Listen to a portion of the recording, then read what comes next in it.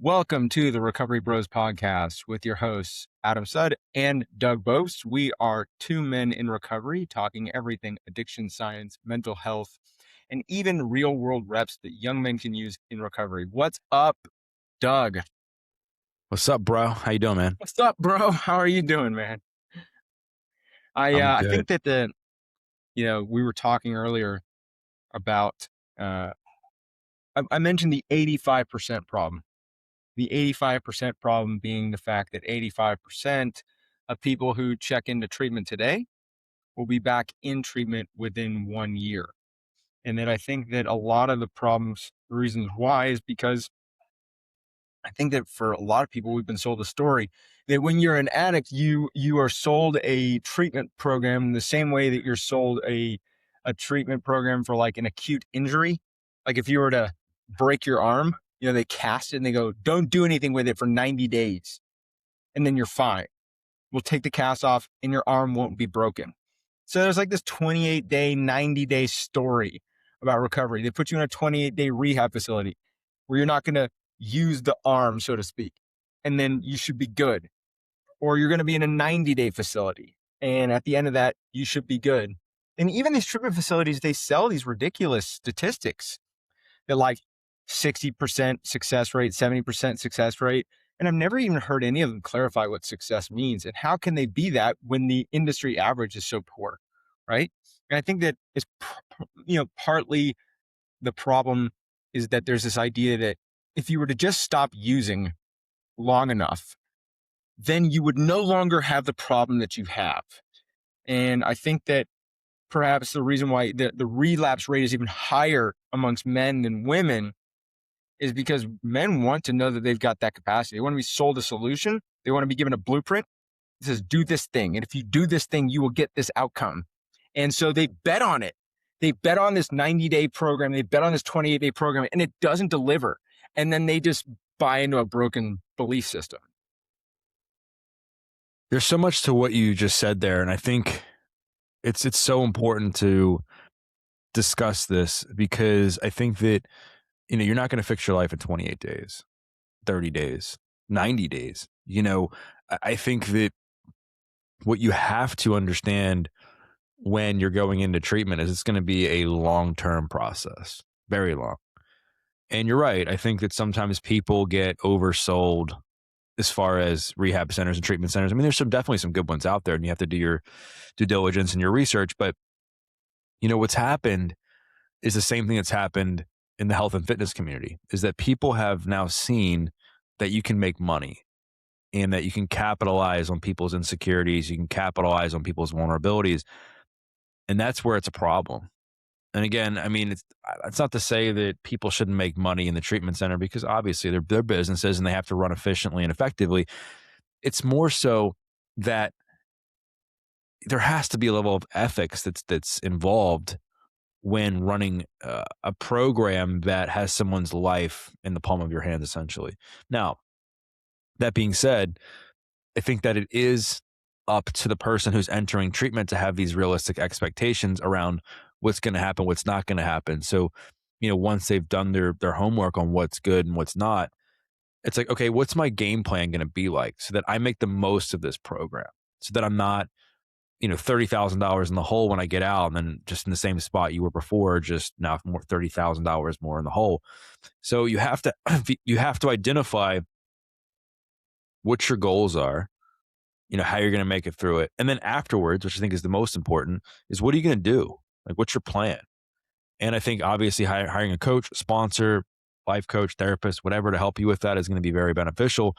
But making sure that you have a plan outside of that, because, the one misconception about recovery is that once you get sober or clean or however you identify, like then life's easy. It's wrong. Life is a lot harder right away, because now you're having to reacclimate into the world and, change your behavior and a lot of the stuff we've already talked about, so far in our little, show here. But I say that because I think people fail at recovery for a variety of reasons. And one of the biggest is these unrealistic expectations about the timeline of recovery and what that actually looks like.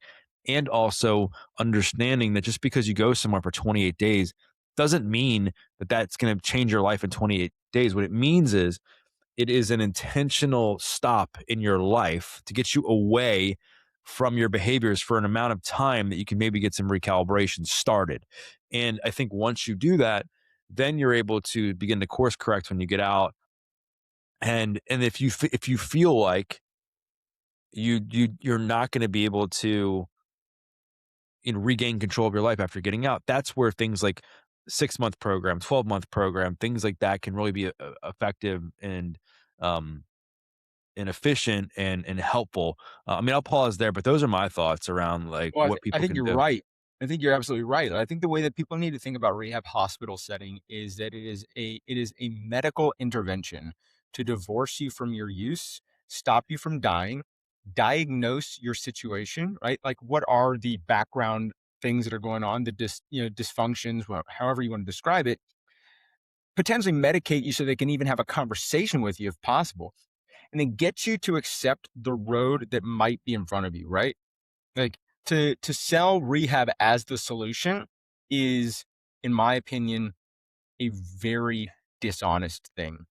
It's step one of the solution. I like to say it's the end of the beginning, not the beginning of the end.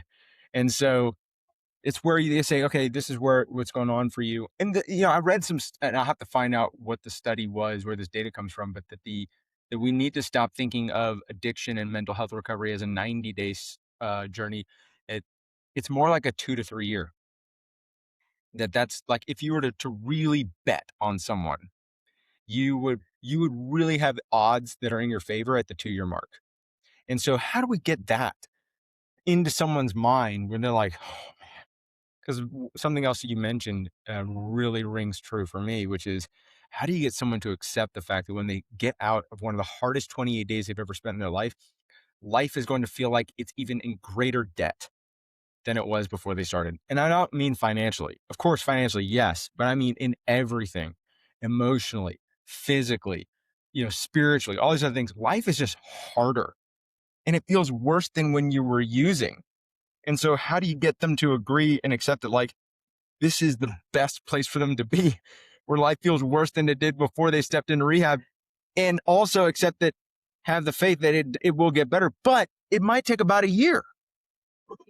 Well, and I think where I have a problem with people saying rehab doesn't work, you know, I think yes, I think the overselling of the results and the rewards from going to rehab, I think definitely need to change, or you need to find a place where they're setting realistic expectations so that you don't feel like a failure when you're leaving potentially. I also have been around a lot of people that, from that have been in treatment that don't want to do the work. They don't want to be there. They hate their life. They go into it with such a negative perception of not wanting to be there that they don't even give it an opportunity to work. And they think that all of a sudden it's this magic pill that because they made a decision to change their life, then therefore that decision is going to fix them. And you have to Really go good in point, there Doug. Really good and point. you have no other choice but to just, I mean, I don't know if suck it up's the right word. I don't know if just commit. I don't know, whatever the right word, but you have to find a way to stay disciplined through that process. Otherwise, you will be saying rehab didn't work because you didn't put the effort in. And I see this a lot with people who go to treatment and they have such a um they detest it so much. There's so much resistance. They don't even give it an opportunity to work. And it's hard. I understand. Like looking yourself in the mirror and identifying the mistakes and the failures and the stuff you wish you would have changed and the neural pathways you've now created that need to be fixed. All that stuff is tough, but the only way out of that situation is to commit, because otherwise, like, you do become that statistic. And it's not to say that um the rehabs can be wrong for the right rehabs can be wrong for different people. It's to say that a lot of times what I've seen, it's the same thing with AA. Like a lot, I never went to AA, but I have seen people detest AA in the same way. Like AA doesn't work, and it's like they were like sober for a week and didn't try it, And I think there's a lot of similarities there. You have to take personal responsibility. And I totally agree with you. I didn't even consider like who's bought in on the bet. of doing well in recovery when they check in. And you're totally right. Like part of that 85% isn't a failure of the treatment itself. It's a result of someone not even really interested in recovering in the first place. This really makes me think because I think I love to tell our audience that one of the things that Doug and I are working on is a coaching program for people in recovery called the Recovery Blueprint, where it's really about supporting individuals for those first 90 days after you get out of a rehab hospital or after or when you're in the sober living facility. And you know, there really isn't. I haven't seen much outside of uh, the sober living facility where you really get a hands-on kind of witness to your recovery that's like, dude, I know exactly where you're feeling what you're feeling right now. And you are exactly where you're supposed to be. This is 1000% part of the trajectory of recovery. Let's do this next necessary thing. Let's do this to recover through today. And I don't really see that in the conversation. And I think it's because there still is a lot of stigma around like being seen as an addict. And so perhaps when you migrate back into the real world, you don't want to be visibly participating in recovery. And so maybe there's that factor that plays into the 85% as well. Like, again, I think, one of the things I really like about this podcast is that so many times I'll say something and Doug will respond and go, oh shit, I didn't even consider it like that aspect. Like, of course, it can't just be all on the rehab hospitals. Like the societal aspect, the individual buy-in, right? Like all these things are factors, and it's really interesting. Well, and I think rightfully so. I mean, there's been a lot of bad players in the rehab space, right? And people making money in very unethical and illegal ways, and people again capitalizing on the vulnerabilities of people. And I have a big issue with that. That being said, I also think that they're also an easy person to blame when things don't go well, right? Yeah, yeah, Because whose fault is it? Like I was supposed to go to this place, it was supposed to fix me and it didn't work and now it's their fault. Or I, didn't want to change my behavior and now it's their fault. And I think that becomes a slippery slope. That said, I do think it's important to address, what we're talking about because you're right. Like most people will fail when they get out of rehab, but it's for a variety of reasons. There's nuance, right? Just like when people fail a diet, it's like why they fail. Is it because they overate? I mean, probably, but there's a lot more going on there than just that. Was it the coach's fault? Maybe, maybe not. But there was so much else that was at play. And when it comes to the conversation around rehab, I think what I've seen is that there's unrealistic expectations. I think you're taking somebody who has very low self esteem and very low self confidence and expecting them to, um, just think like somebody who's 10 years sober, right? And it's just not the reality. And again, like addicts are trapped in this instant gratification mindset. So, how do you get them to think long term and not be so trapped in the short term of how fast can I feel better? And it's a tough line, right? And so, I mean, people don't want to hear, yeah, it's going to take 2 years to get better, like you said, but that's probably a more accurate, description of how much better you'll feel because there is truth. Like, trust me, like I say 90 days. I mean, will you see some changes? I mean, for sure. Will you be fixed or healed? I mean, I think that's pretty aggressive. I mean, depending on the situation, but 2 years, you're gonna feel pretty damn good if you're consistent with doing the work on yourself. yeah. I think it's instead of saying like 2 years is when like when it clicks. It's more like when it's become stable enough that you could tolerate the most difficult situations you faced. Right? It's like 6 months in, some catastrophe shows up in your life, and trust me, those drugs come calling loudly, and likely going to do the same thing at 9 months, possibly 12 months, but maybe not as loud. But as you experience these distressful things over the course of time, and it's like an equation, it's like a exposure over time equation. You're exposed a little bit longer, a little bit more, a little bit more. By 2 years, like, yeah, dude, I've been to this. Like, this is just a bad day. Right? I know exactly what I need to do on this day. Like, I need to not be alone with my thoughts. I need to get to the gym, right? I need to go and be of service. I need to go and go for a hike. I need to be outside of my brain because my brain is going to ask me to do the most efficient thing that it can possibly think of, which is my old way of using. And it's like I think that at the 2 year mark, you've had so many reps of doing that, that you're pretty darn stable. And so that's what I think I would kind of describe it that way. But you're absolutely right. Like instead of, and I agree with you. I think rehab hospitals are phenomenal, and they're a necessary step in this process. In fact, you can't do it without them, in my opinion. Right. Really don't think you can. Um, but I think from a societal perspective, we've created this idea like, oh, they went to rehab, they'll be, so they're sober now. It's like, well, hang on, they're not using. There's a big difference. And the cost I know is very intimidating for people, and it also makes you feel like, dang, this better work because it is a huge investment. So big. And I've never been to rehab. I know people who own treatment centers. I've known a lot of people who have gone into them. I know people who work at treatment centers. I know I'm pretty well you know educated on the rehab world, so to speak, without somebody who's actually physically spent time there. That being said, you almost have to look at it as like, what would it cost for you to go into a hospital for like a month Yeah. and Yeah. just stay? It's probably a lot more than you think. I mean, I don't know. A hospital stay, like, I don't know if you know the numbers on, like, if you get a bill after being in the hospital for, like, 3 days, like, how much that costs you. I I mean, know I would. exactly how much it is because I had an injury where I collapsed my right lung mountain biking. And I was in the hospital for 3 days, so I know exactly what it costs. It's What's it cost? crazy. So the total cost that they billed me was like 90 grand. See? That's insane. Yeah. So thankfully, my insurance covered the majority of it. But yeah, because every day that you're there, the hospital room itself, just the room is $5,000 a day.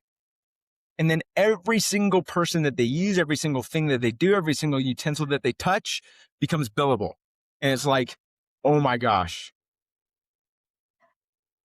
So yeah, you're right. I mean, rehabs are hospitals, and you're basically getting a room in a hospital. And so it's about, on average, you know, what, like 2,500 bucks a day is like the average hospital rehab cost. It's pretty expensive. Yeah, and these places, I mean, most of them, at least from what I understand, they have a great, medical team. They have therapists, they have psychiatrists, they have psychologists, they have, staff there to kinda help you. Um, and it's like being in a smaller hospital setting, if you will. And so I think that helps maybe understand the cost a little bit. And then also it is like, again, like there's a difference between making money ethically in any business and making money unethically. And I think that the treatment center has been highlighted, and rightfully so, for some bad players making money and unethically and taking advantage of people. And that being said, I think that if you're entering the treatment world and you're spending money like we're talking about, then it should give you more reason to double down on committing to this process. Because at the end of the day, like, it's up to you on whether or not you're going to survive those 30 days. Is it going to suck? Yes. Is it going to be hard? Yes. It's all the things. It's going to be horrible for you.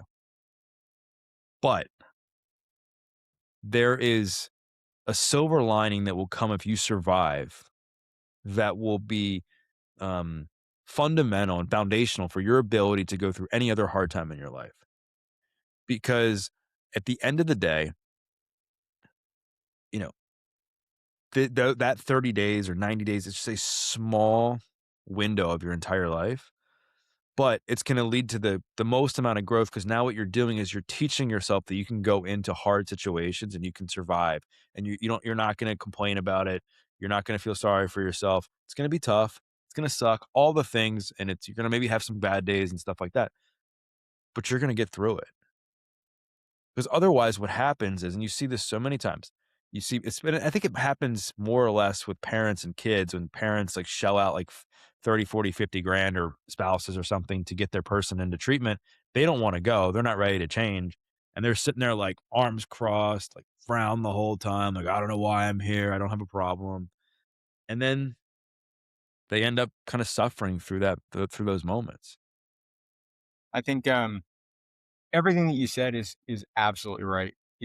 One of the things I always really like to think about is that it's I think we talked about this before, that like, addiction is a collapse of the systems that allow a person to negotiate with their life, right? And so we can't live without structure. We need routines, we need relationships, we need responsibilities, goals, and a story about who we are and why our actions matter.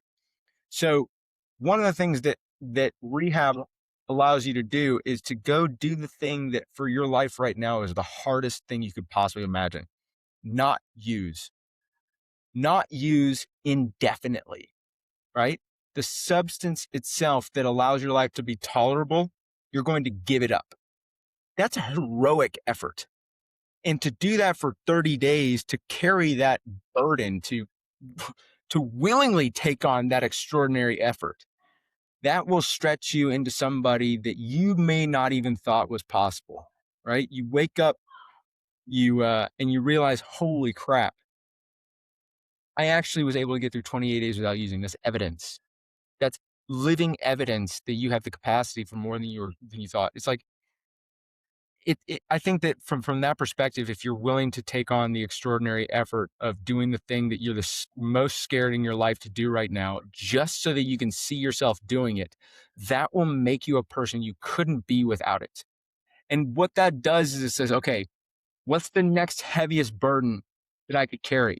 Because I'm not done yet, right? I just figured out how to not do 28 days. But I didn't do it alone. I was fully supported. I was protected from the opportunity of use, but I just saw that I could survive without it. What's the next thing that's going to allow me to do that dangerous journey of learning how to not use, but do it safe enough so that I can feel supported, right? So coach, mentor, sober living, whatever it is. And you keep making these continuing steps, slowly but surely stepping down, stepping down, stepping down until you are fully living a recovered life instead of recovering in a protected life, right? Which is like the rehab hospital, right? So does that make sense? 100%. And I think that as we're kind of bringing like this all full circle, I think that the person just has to have a plan, like a long-term plan on how they're going to survive and get through this. Cause you're right. Like that time is going to lead to so much growth and it's going to create so many potential opportunities for that person. And, I think the reality is like some of these, like life is just going to be really hard. And I think the one cool thing about rehab, I say cool, I mean, obviously I know it's not like all fun, but is that it gives you an opportunity to practice going through hard stuff and discomfort, especially when you're somebody who has proven you can't, right? Like rehab is hard, it's challenging, it's hard to sit in groups and like look at people and be like, oh, my name is so and so, and these are my issues. It's all right here. And so I think that's an important takeaway is to understand that there can be a silver lining in that situation and that you have to, I mean, kind of summarizing what we said, how do you make the most of rehab? Mm, Being somewhat optimistic about you don't have to be fully optimistic, because I understand that could be kind of, Pollyanna and toxic or whatever, but be optimistic enough that you're gonna make it through every single day. Be committed. I think it's coming up with a long-term plan when you get out to understand, like, how are you gonna survive and navigate life after rehab? It's creating these realistic expectations for yourself and what you see. It's not blaming other people for why you didn't get what you want in your life. Yes, there's bad actors in the rehab space. There's bad actors in every single like field of work, right? So, I know it's easy to blame people for when things don't go your way, but in recovery, you have to take full responsibility for everything. Um, did I hit everything? absolutely. I think what I'd say, add on to that is Doug's point is that if you're going to go into this thing, if you decide you're going to do rehab, go ahead and start considering what's the long term plan for 1 year. But don't just casually say, oh, I'm going to do this, I'm going to do this. Find a way to be interested enough in every step. If it's going to be sober living, what's the kind of sober living you would be interested enough in doing that you would stay there? If it's going to be mentoring or coaching, what's the type of mentoring or coaching that you would be interested enough in staying there, even when it's hard, right? So if I really think that interest drives attention, and attention drives our desire to move forward. And so, you know, don't bet on 28 days as a solution. Bet on 28 days as the end of the beginning. It's the first step in a long journey of recovery. Not using is not the same as being recovered or sober, right? Just because you spend 28 days not using, that doesn't mean you're sober. It just means you haven't used for 28 days. It's a pink cloud of confidence you need to step out of, right? And yeah, that's it. Well said, brother. Well, hopefully this episode video resonated with y'all. Let us know if you have suggestions for future topics or future guests in the comments below. And thanks again for watching. Peace.